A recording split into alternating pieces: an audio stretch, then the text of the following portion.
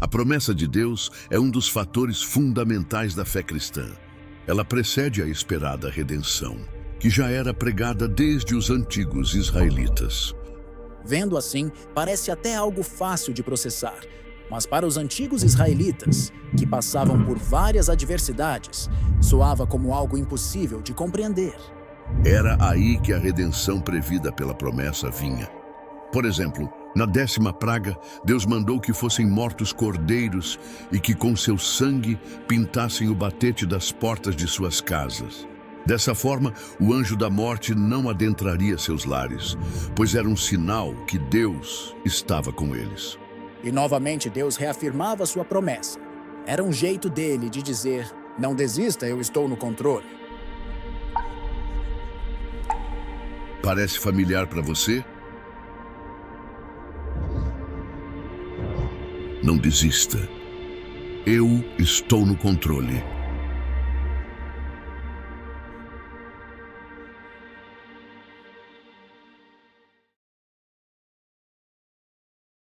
Que você, enquanto não ouviu o não de Deus, você tem permissão para continuar orando. Quando Deus disser não, não encha mais a paciência de Deus, não. Ele falou que é não, tá certo? Quando ele fala que é não adianta você ficar, mas ele é tão bonitinho, tá? Mas ela é assim, é assim. Ele disse não, não é não. A palavra do Senhor é não, sim é sim. E o Senhor diz que a nossa palavra também tem que ser assim. Então, esse assunto está bem dentro do que eu tenho vivido esses dias, tá bom? Muitas pessoas na Bíblia, elas poderiam ter desistido. E nós teríamos ou o relato do fracasso delas, registrado na Bíblia, ou talvez não tivéssemos nenhum relato sobre essa pessoa. Davi poderia ter desistido quando Saul quis matá-lo diversas vezes. Ele poderia ter desistido do chamado, poderia ter desistido da sua missão. Não é isso?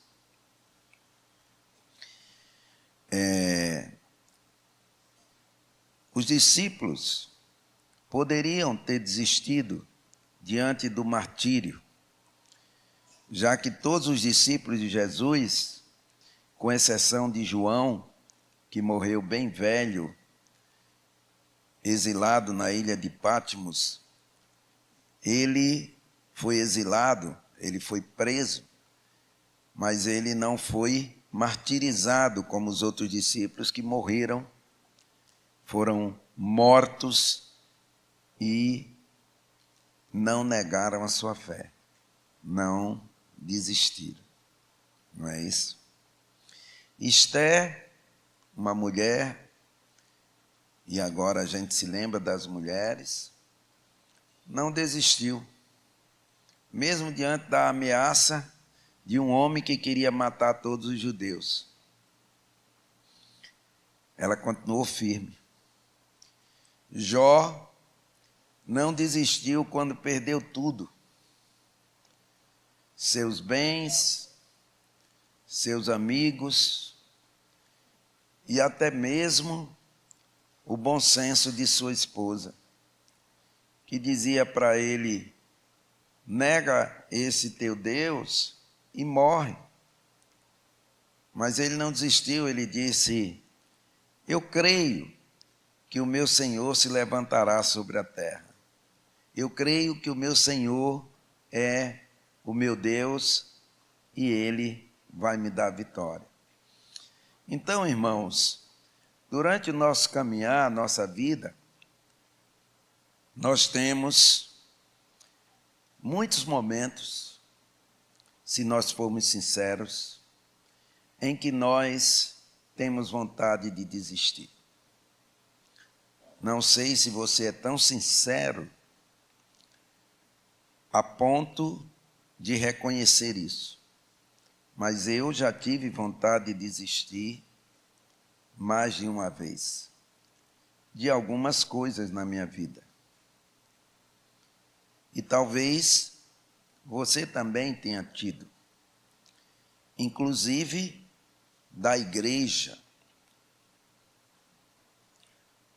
Porque hoje, o que nós estamos vendo fazerem com a igreja é algo simplesmente ridículo. Se nós entendermos que a igreja é a noiva de Cristo, nós poderemos dizer que o vestido está rasgado, está manchado, está sujo, porque a igreja está sendo detonada, a igreja está sendo xingada, a igreja está sendo jogada na lama. Na Europa, cerca de 10 igrejas fecham a cada semana. Nos Estados Unidos, passa de 1.000 por ano. E nós estamos chegando ao momento, aqui no Brasil, onde parece que está tudo bem com a igreja, mas é só você olhar o número de pessoas que está por aí, que já passou pelas igrejas. Pessoas que abandonaram, desistiram. A minha palavra para você é: a igreja é do Senhor. A igreja não é de um líder. Ele pode ser muito bom, famoso, carismático, mas ele não morreu pela igreja. Eu não morri por essa igreja. E nem um líder morreu pela igreja. O único que morreu pela igreja foi Jesus. E Pedro diz que ele comprou a igreja com o seu precioso sangue. Não foi com prata e nem com ouro. Então, a minha palavra para você é: não desista. Porque o problema não está na igreja. O problema está naqueles que estão na igreja, mas não são da igreja. Eles nunca tiveram a sua vida transformada. Eles nunca foram salvos de verdade.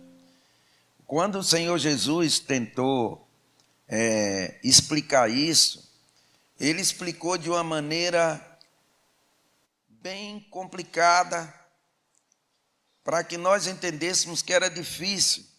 Ele disse: olha, estão juntos o joio e os dois são parecidíssimos. Jesus falou: não tente colher, não tente tirar o joio e deixar o trigo. Deixe que o Senhor faça isso, porque são tão parecidos que, se você fizer isso, você pode cortar o trigo. É por isso que a gente tem que ter cuidado, porque às vezes a gente quer eliminar a pessoa errada, mas a gente atinge um bocado de gente que é certa. Então, não desista. A igreja é de Cristo.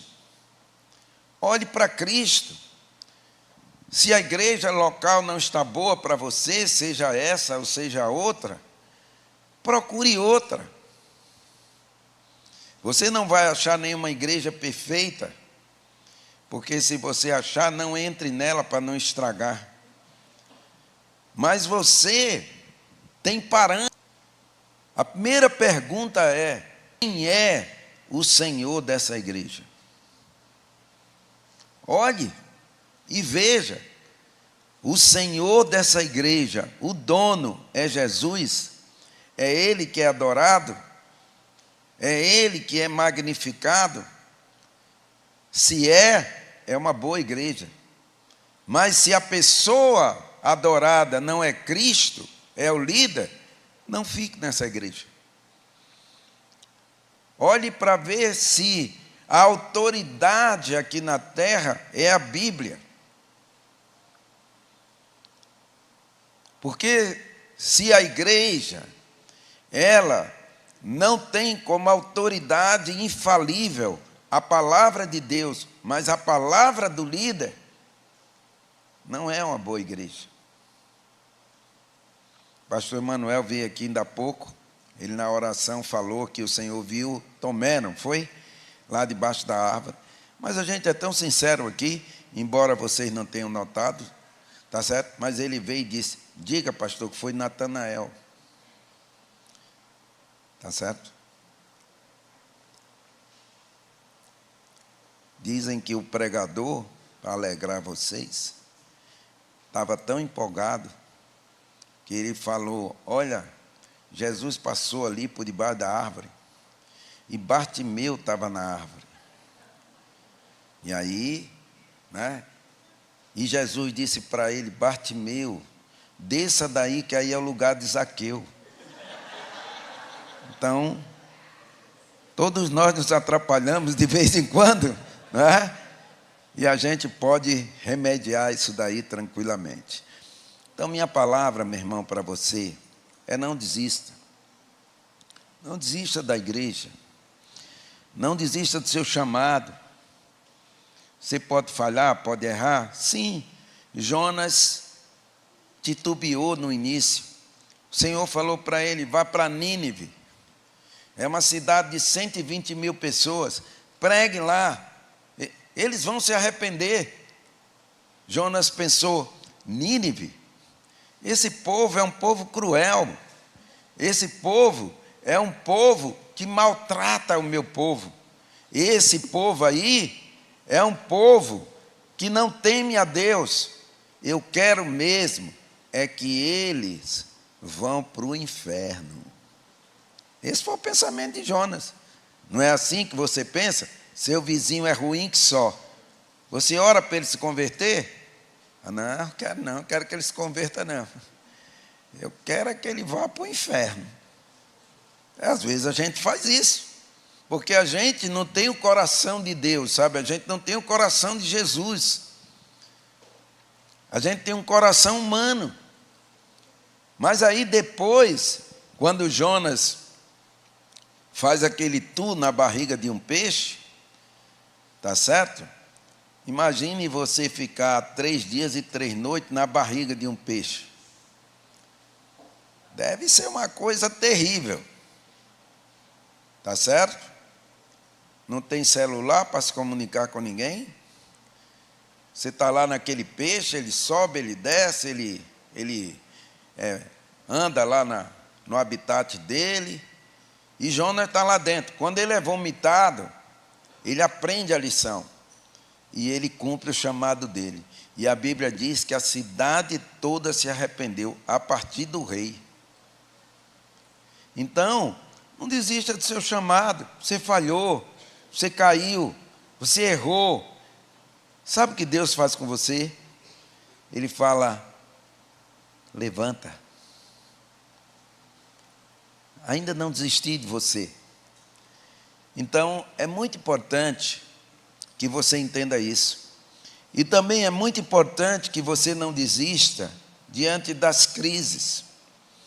Porque nós vivemos num mundo mau, um mundo injusto. A gente, às vezes, se ilude, pensando que o mundo vai melhorar. Mas a gente sabe que não vai.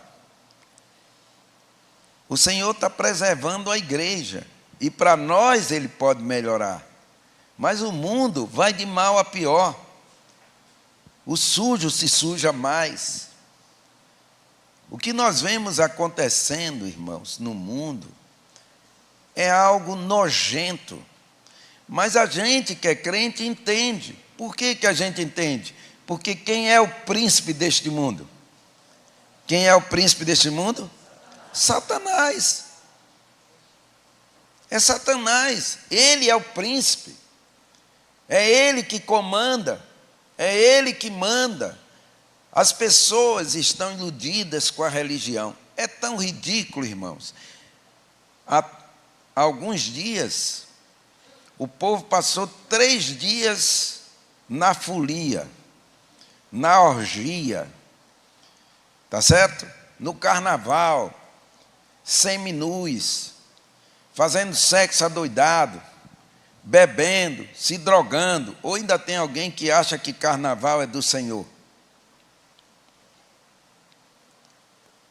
Aí terminou o carnaval, para o católico, começou o quê? A quaresma. Olha a hipocrisia. Olha a religiosidade. Ah, nós fizemos tudo que não presta, agora vamos passar 40 dias nos purgando. Vamos passar 40 dias buscando a santidade. Então, a gente tem que parar com essas coisas, porque o mundo é do maligno, tá certo? Terça-feira eu vou dar um estudo de escatologia aqui nos homens e a gente vai ver a posição do pós-milenismo, que é uma ilusão, achar que antes da vinda de Jesus vai ter um avivamento. Pelo contrário, a Bíblia diz que antes de Jesus vir, a pergunta é: ele achará alguma fé na terra? Então não vai ter avivamento coisa nenhuma. Vai piorar. A Bíblia diz: será como nos dias de Noé. Mas tem esse movimento, tá bom? Quem quiser, quem tiver curioso, venha, que é uma das posições chamada pós-milenismo. E o que acontece? É esperar que o mundo melhore? Não, mas como cristão, eu creio que a nossa vida, creio que a igreja, ela sim, ela é preservada pelo Senhor nosso Deus. Amém? Então, quero ler um texto com vocês, 1 João 4,4.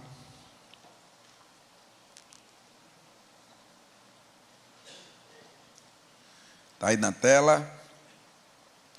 Quem está dormindo, diga: Senhor, leva esse sono embora. E não deixa aqui para o meu irmão do lado, que ele vá longe. Não é? Vamos lá? Juntos, acorde aí. Vamos lá. Filhinhos, vocês pertencem a Deus e já venceram os falsos profetas, pois o Espírito que está em vocês é maior que o Espírito que está no mundo. Então aqui, irmãos, tem 3 verdades, para você não desistir. A primeira verdade é: você pertence a Deus. Diga: eu pertenço a Deus. Pense nisso. Essa é a primeira razão para você não desistir. É você saber que você tem um Senhor. É você saber que você tem um Deus.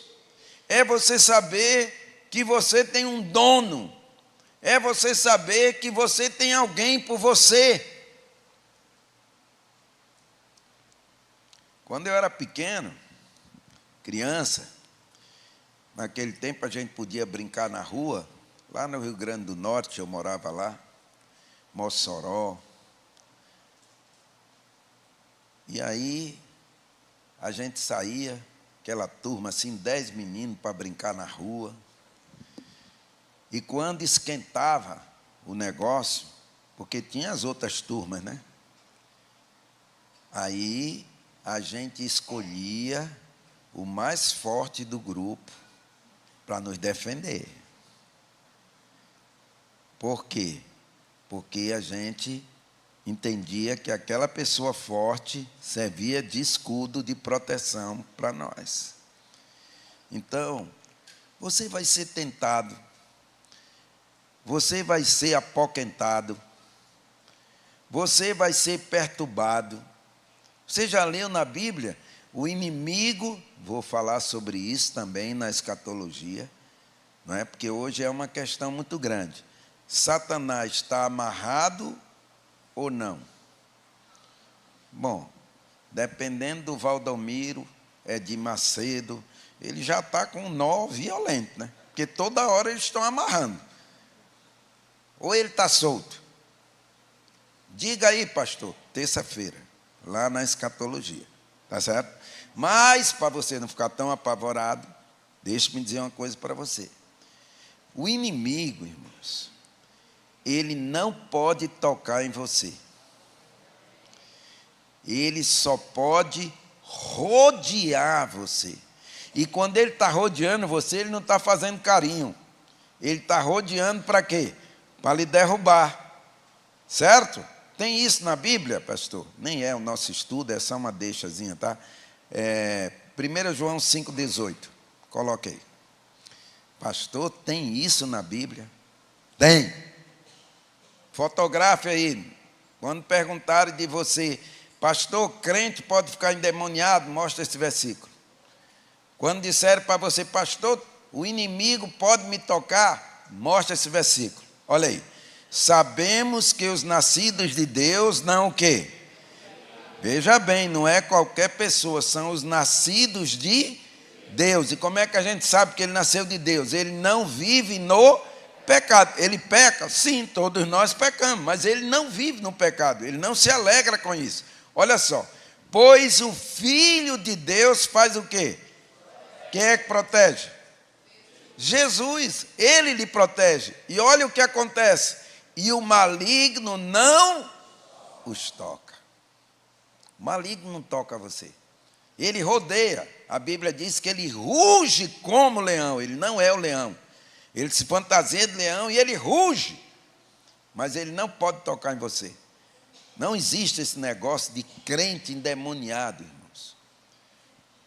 Ou ele está se fazendo, ou ele não é crente. Uma das duas. Tá certo? Se ele ficou endemoniado, mas ele canta aqui, pastor. Não é com vocês não, tá? Ele canta aqui no louvor. E daí? Tem gente que canta no louvor e não é salvo. Ele está cantando aqui para aparecer. Não é para glorificar o Senhor Jesus. Mas ele prega tão bem, pastor. Pois é. A Bíblia não diz que nenhum de nós é conhecido pela pregação. A Bíblia diz que a gente é conhecido pelo quê? Pelo fruto. Não é pela pregação bonita. Às vezes o cara tem uma pregação tão bonita, irmãos. Olha, tem gente que ora, que eu tenho até medo, se for passando no avião, arriscado de cair. De tão linda que é a oração. Sabe? Ele cita o nome dos anjos todos. Entendeu? Ele vai lá em Jericó e derruba a muralha, e volta para Jerusalém, ele faz um tour pela Bíblia, é uma oração bonita. É errado? Não, mas se ele não tiver fruto, é o quê? Hipocrisia. Os fariseus faziam isso, a Bíblia diz que eles eram tão hipócritas que eles andavam com filactério. Sabe, filactério é uma tira, com versículos da Bíblia. Lá vinha o homem santo, né? Barbado, porque judeu usava barba, tá certo? Com aquela vestimenta. E os filactérios, cheio de versículos da Bíblia. Outro dia apareceu o cara na internet com a camisa, com dizer evangélico, e o cara preso, porque estava com droga. Deve ter comprado ou roubado lá na minha livraria, né? Porque qualquer um compra. Aí a gente julga a pessoa por isso, né? Julga pelo tamanho da Bíblia. Rapaz, esse irmão, pense no irmão firme. Olha o tamanho da Bíblia dele. Aí você abre, está novinha. Teve um cara que foi devolver uma Bíblia lá na livraria, eu fiquei revoltado. Não porque ele foi devolver, porque Bíblia tem garantia eterna. Não é? A Bíblia é um produto que eu vendo, que se você daqui a 5 anos descobrir que está faltando uma página, tá certo? Nós temos que trocar, porque você não lê a Bíblia na hora que você compra. Às vezes você vai levar anos. Mas sabe por que eu fiquei revoltado com ele? Porque era a primeira página de Gênesis. E o cara foi devolver com bem uns 3 anos. Bíblia que não é usada. Bíblia é para ser usada, surrada, riscada. Tá certo? Tem um marcador agora, é um segredo para vocês, tá? Tem um marcador chamado marcador de texto gel. Ele não deixa passar para o outro lado. Esse comum, quando você marca a Bíblia, porque a Bíblia tem uma folha fina, né? Quando você marca, fica o amarelo ou o rosa, fica do outro lado. Então, esquece esses que não são gel, que já é passado. Tá bom? Agora, você compra o marca-texto gel. E não faça muita força, não. Só passe o bichinho lá. Tá certo? Baratinho. Tá certo? Deve custar aí uns 4, 5 reais. É barato. Porque hoje 5 reais não vale mais nada. Aliás, 50 reais não vale mais nada. Então, 5 reais, deve ser barato. Eu estou dando só uma dica para você, porque ele é melhor para você marcar a Bíblia. Quem quer marcar com ele, né? Eu marco com caneta mesmo, marco com caneta, né? Mas quem gosta de colorir, tá certo? Tem todas as cores. Eu vendo lá na loja, tem rosa, tem verde, tem amarelo, tem laranja, tem... Só olha lá se é gel, pergunta se é gel. Se for gel, é o melhor que tem para fazer isso, tá certo? Então, meu irmão, escute. Você pertence a quem? A Deus, tá certo? Efésios 1:13. Só para você saber que quem pertence a Deus tem isso aí, ó. Veja bem, olha aí. Vamos lá? Agora vocês também ouviram a verdade, as boas novas da salvação. E quando creram em Cristo, Ele fez o quê? Ele colocou sobre vocês o quê? O selo do Espírito Santo que havia prometido. Isso aqui é outro estudo, né, para aqueles que acham que a gente não recebe o Espírito Santo quando a gente crê. Mas está aí, ó. E quando creram em Cristo, o que foi que Ele fez? Colocou o selo do Espírito Santo. Não foi depois, foi na hora que a pessoa creu. Tá? Então, esse negócio de segunda bênção também não existe. Eita, que hoje eu estou detonando, né? Mas não existe segunda bênção. Não, eu primeiro aceito, e daqui a algum tempo alguém vai orar na minha cabeça, eu vou falar em língua, aí é que eu estou batizado com o Espírito Santo. Está errado. Está aí, ó. E quando creram em Cristo, Ele fez o quê? Colocou sobre você o selo do Espírito Santo. Selo, irmão. Naquele tempo, colocaram lá no túmulo de Jesus. Colocaram o selo. Não pode ser violado. Então, quando você é de Jesus, é de Deus, pertence a Ele, você está selado. Tá certo? O Senhor colocou um selo em você, e é o selo do Espírito Santo do nosso Deus. Também, Romanos 8:17. Essa é a primeira verdade, a gente vai já para a segunda. Ó. Vamos lá? Se somos seus filhos, então somos o quê? Seus herdeiros. E, portanto, o quê? Co-herdeiros com Cristo. Entende aí, tá? Herdeiro de Deus, co-herdeiro com Cristo. Você não é herdeiro de Cristo. Você é herdeiro de Deus, porque o dono de tudo é quem? Deus, não é? Mas Deus é o próprio Jesus. Então você é co-herdeiro com Jesus, porque quando Ele ressuscitou, Ele é a primícia dos que dormem, né? Se de fato participamos de seu sofrimento, participaremos também de sua glória. Então, essa é a primeira verdade. Volta para 1 João 4:4, que o tempo está indo embora. Segunda verdade. Vocês já venceram os falsos profetas, ou vocês já venceram o engano. Tá certo? Falsos profetas tem a ver com engano. E se você é de Deus, você não é enganado. Né? Sabe por que um monte de gente é enganada?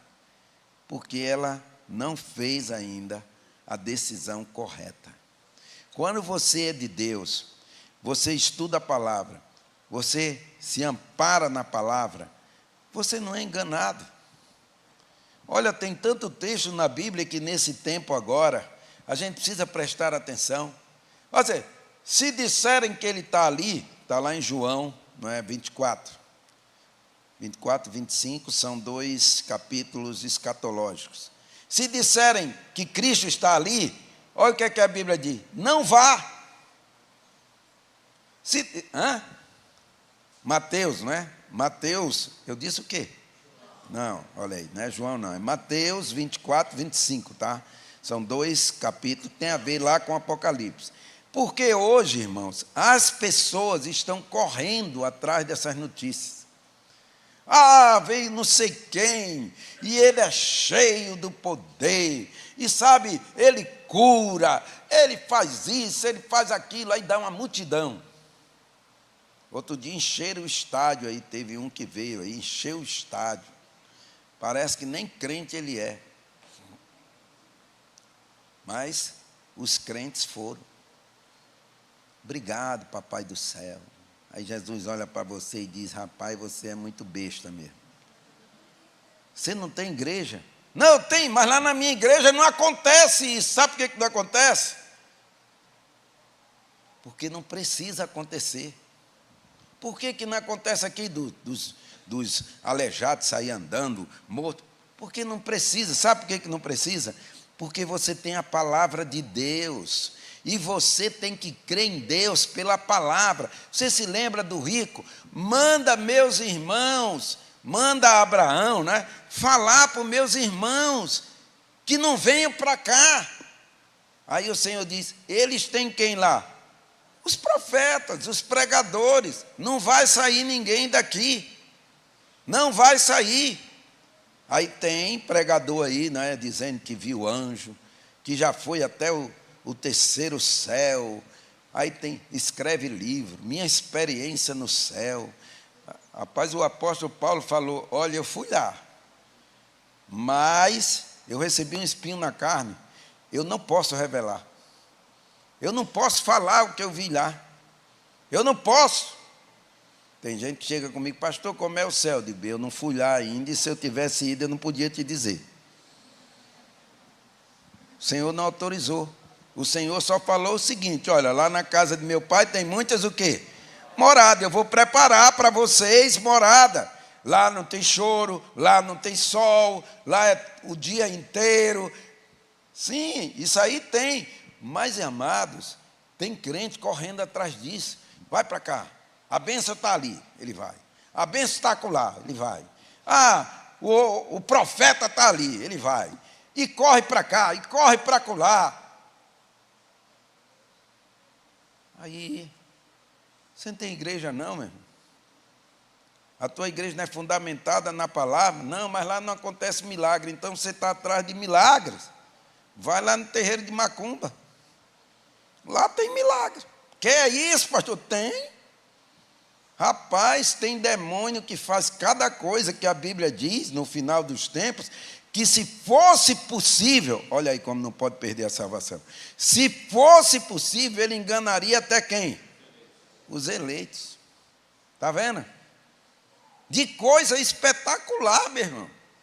Uma vez eu vi um camarada lá naquela calçada do Itaú, lá no centro, e aquela roda de gente. Eu olhei para ver se tinha algum de vocês. Não tinha ninguém. Nesse tempo o pessoal não andava tanto com celular, porque senão, olha aí o pastor, agora você tem que ter cuidado, né? Aí eu olhei, vou lá. Fiquei lá. Rapaz, o cara falava, não sei como é que ele fazia isso, já estava tudo certo. Pega a identidade de fulano ali. Aí pegava, fique segurando aí. O nome dele é tal, ele nasceu dia tal, ele é isso, é aquilo, é não sei o quê, e o povo só jogando dinheiro. Aí você pergunta: isso é de Deus, irmão? Se não for atrapalhada, pilantragem, isso é do demônio. Deus não está aqui para revelar a sua identidade. Deus está aqui para salvar a sua vida. Deus está aqui para transformar a sua vida. Põe isso na cabeça. E você para de correr para cá e para acolá, meu irmão. Tá certo? Então, olha só. Se você é de Deus, pertence a Deus, você já venceu isso aí. Já passou, já virou essa página. Tá certo? Eu não ando atrás disso. Não, é porque o senhor acha que eles têm mais poder do que o senhor. Não sei. Eu estou lá no meu quarto orando. Eu estou na igreja, servindo. Eu não preciso andar mais atrás disso. Já passou. Isso aí podia acontecer quando eu era neófito, quando eu não conhecia a palavra. Tá certo? Quando estava correndo de um lado para o outro. A Bíblia diz, quando eu era criança, né, Paulo fala, quando eu era menino, eu pensava como menino, eu falava como menino, eu agia como menino, mas eu cresci. Então, segunda verdade, e a terceira é essa, ó, o Espírito que está em vocês é o quê? Maior do que o Espírito que está no mundo. O Espírito no mundo tem poder? Tem. Leia aí o Apocalipse, o anticristo, a besta. Meu irmão, eu tive que ler Apocalipse agora, né? Eu vou dar esse estudo. Então, em um dia, eu li o Apocalipse todinho, de ponta a ponta. Que eu queria relembrar, eu já tinha lido várias vezes, mas eu queria relembrar algumas coisas. Lógico que eu não gosto muito de falar sobre o Apocalipse, porque você precisa ter muito tempo, porque senão você deixa mais dúvida, tá certo? Do que esclarecimento. Por isso que eu não gosto, eu não prego muito sobre isso, porque é um pouco complicado você ter 40, 50 minutos para dar um estudo sobre uma coisa que é muito polêmica. Mas eu li em um dia. Olha, você vê coisas impressionantes. A Bíblia diz que eles vão ficar estendidos numa praça, morto. E depois de 3 dias eles vão ressuscitar. Os falsos profetas. E quando eles ressuscitarem, quem que não vai acreditar? Rapaz, eu vi esse cara morto. Olha, o cara está vivo. Aí vai seguir o engano. Então, escute. O espírito que está no mundo, irmãos, escute isso, é um espírito de poder. Não menospreze Satanás. Satanás tem poder, sim. Ele não tem todo o poder. O único que tem todo o poder é o nosso Senhor Jesus. Ele é o único que tem todo o poder. Mas Satanás tem poder. Tem. Porém, escute, aquele que está em você, posso ouvir um amém? É mais forte, é maior, é mais poderoso do que aquele que está no mundo. Ok? Então, o mundo faz, deita, rola, porque está no maligno. Mas nós, né, seremos os vencedores. Tá certo?